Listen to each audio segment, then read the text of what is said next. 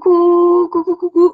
Je vais démarrer sur la communication animale. J'ai une question qui revient beaucoup en ce moment, qui est une question qu'on me pose pour les stages, à savoir est-ce qu'on peut s'inscrire à des stages si on n'a pas d'animal de compagnie? La réponse est oui, hein, tout à fait. Il y en a, ça arrive assez souvent qu'il y en ait qui s'inscrivent justement sans avoir d'animal possible de mettre à disposition pendant le stage. Puisque, comme certains le savent, en fait, pendant le stage, on va s'entraîner sur les animaux des stagiaires. Voilà, c'est pas un animal pour lequel on m'aurait demandé une prestation avant, sur lequel on va s'entraîner. Non, non, le principe, c'est quand même que le gardien soit au courant, hein, qu'on fasse pas ça dans son dos, et que ce soit le gardien aussi qui corrige, puisque c'est lui qui est le plus à même de connaître son animal. Et l'importance que ce soit l'animal, enfin, les animaux d'un stagiaire, c'est notamment pour le stagiaire en question qu'il puisse s'entraîner et confirmer que ce qu'il a capté, c'est bien l'animal qu'il a compris et non pas son mental qui aurait fait voilà, les questions et les réponses, puisque finalement toute la session et tous les stagiaires vont communiquer avec le même animal.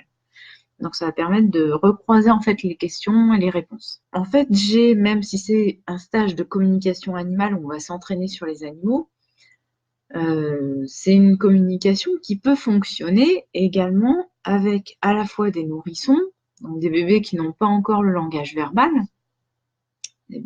des personnes qui seraient autistes, donc enfants ou adultes, des personnes qui sont dans le coma et des personnes qui ont Alzheimer. Donc, même si la plupart des inscrits encore à l'heure actuelle sont des particuliers pour leur gestion personnelle, hein, si je peux dire, j'ai quand même de plus en plus de personnes professionnelles ou qui veulent inscrire ça dans leur cursus professionnel, que ça soit des assistants vétérinaires, des vétérinaires, des personnes qui sont dans le cursus infirmier ou médical, et pas forcément justement pour travailler avec des animaux, puisque c'est une communication qui va pouvoir être effective également avec l'humain. Et concrètement, j'irais sur une centaine d'inscrits, pour gérer ça en pourcentage, sur une centaine d'inscrits, je vais en avoir peut-être quand même 15-20% où il n'y aura pas d'animal à mettre à disposition. Et j'ai envie de dire, c'est pas le souci après des stagiaires de devoir savoir s'il va y avoir assez d'animaux pour s'entraîner. Ça, c'est mon job. Voilà.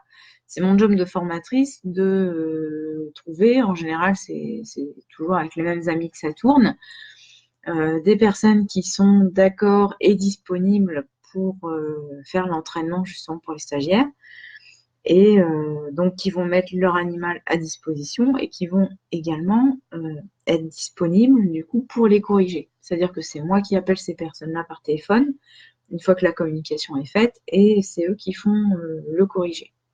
Là encore, parce que c'est eux qui sont les gardiens de l'animal et qui sont les plus à même de connaître leur animal et de corriger ce qu'on aura obtenu. C'est pas moi en tant que formatrice ou enseignante qui vais faire le corriger. Parce que je connais pas aussi bien les animaux que leurs gardiens. Donc, en plus, quand on est en communication, je fais en conscience pour être sûre de ne pas oublier une étape à vous guider, etc. pendant le processus.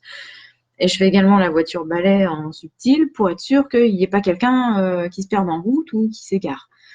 Donc déjà, j'arrive à peu près à me dédoubler. Donc si en plus, il faut que je me détriple en demandant à faire la communication moi aussi avec l'animal, clairement, ça va être compliqué. Donc c'est pour ça, il n'y a pas mieux que le gardien pour faire le corrigé.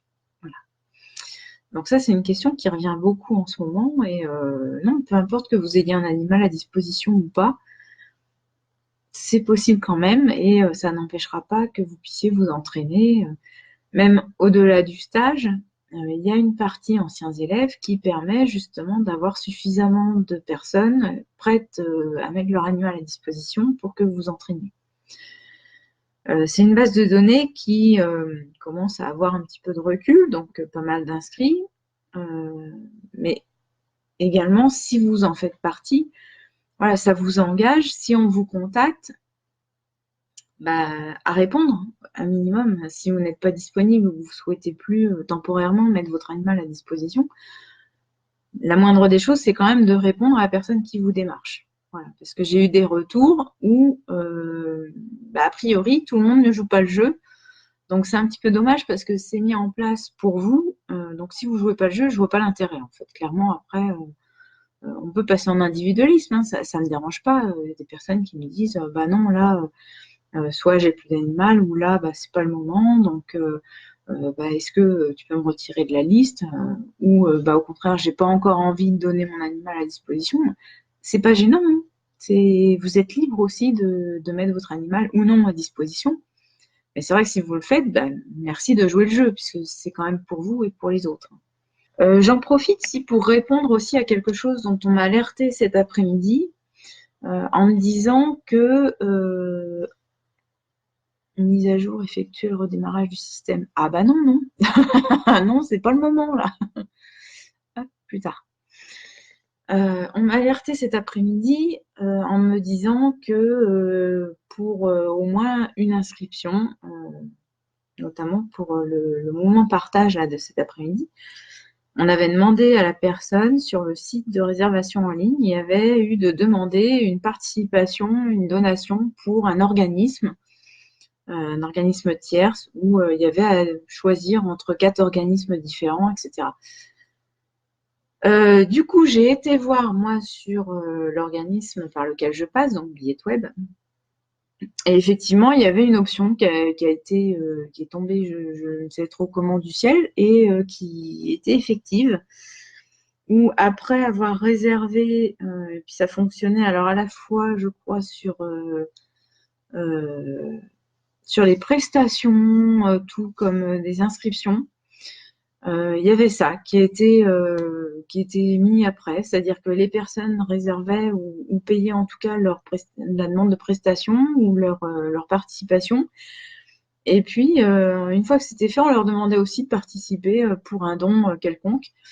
Je suis pas trop fan d'une démarche pareille parce que, enfin, j'ai eu l'occasion de voir ça sur un site une fois où je m'étais inscrite et puis après coup, on demande également un don pour tel truc ou tel truc.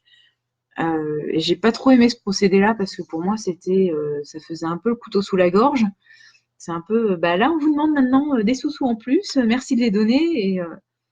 Et j'étais pas du tout en accord avec ça. Et clairement, c'est pas quelque chose que je pensais mettre en place un jour. Et là, j'ai vu que c'était mis en place, donc sans forcément m'en informer. Donc, j'ai modifié et normalement, ça devrait plus avoir lieu. Voilà. Chacun donne s'il le souhaite, mais à la limite, si on veut donner, on le fait quand on le souhaite. Et pas parce que on demande quelque chose et à côté, on nous demande de participer à autre chose. C'est comme si on allait acheter un frigo et puis que, une fois qu'on a payé le frigo, on dit et puis tiens, vous pouvez également donner à telle ou telle association. Oui, enfin, à la base, je venais pas pour ça. Donc là, ça fait un petit peu vendeur à la sauvette et non, j'aime pas du tout le procédé. Donc là, j'ai tout vérifié. Normalement, il n'y a plus lieu que ce soit mis en place et encore effectif. Donc voilà, désolée en tout cas pour ceux qui auraient été un peu gênés par ce procédé-là. C'était pas du tout volontaire. Donc normalement, ça n'aurait plus lieu d'être, hein. J'ai vérifié un peu partout, ça a été supprimé. Donc ça devrait revenir à la normale. Alors du coup, la prochaine session, justement, de Web Live. Alors la prochaine va être un petit peu particulière. Notamment parce que c'est prévu pour le dimanche 16 juin, donc dans 15 jours. Alors cette fois-ci, ça sera à 18h. Pourquoi 18h? Parce que je vais essayer alors je vous promets pas que ça marche des masses, mais je vais essayer que ce soit la conférence que je donne au salon Zen et Bio au hangar 14 à Bordeaux. Dans le cadre du salon Zen et Bio, je vais essayer de vous la retransmettre du coup en direct. Voilà. On verra ce que ça va donner. Je ne promets pas que ce soit très très stable. Je ne vous promets pas que ça ne coupe pas. Je vous promets juste de faire au mieux pour vous la retransmettre. Voilà, ce sera déjà pas mal. Donc voilà. Alors après, Jean-Philippe, question. Quelle est la com la plus bizarre que tu aies faite? Euh, Ouais, et puis je me rappelle déjà pas des masses des coms que je fais en général. Je dirais celle qui m'a le plus marqué parce que vraiment c'était. Enfin, je partais du doute maximum et ça s'est confirmé ensuite par la gardienne. Mais c'est l'histoire du chat avec sa pelade, là, très clairement, où en fait je me suis retrouvée devant un film X ensuite, parce que bah, bah, il y en a beaucoup qui la connaissent parce que c'est une anecdote que je ressors en général en conférence tellement ça m'a marqué.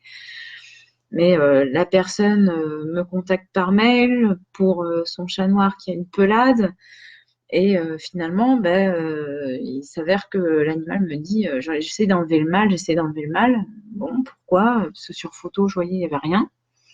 Je lui dis est-ce que tu peux me montrer différemment ou m'expliquer différemment? Et là, je me retrouve projetée devant une scène comme de film X, hein, où je vois un couple, homme et femme à poil sur un lit et j'entends la dame à caille-fourchon sur monsieur dire vas-y chérie, fais-moi mal, fais-moi mal.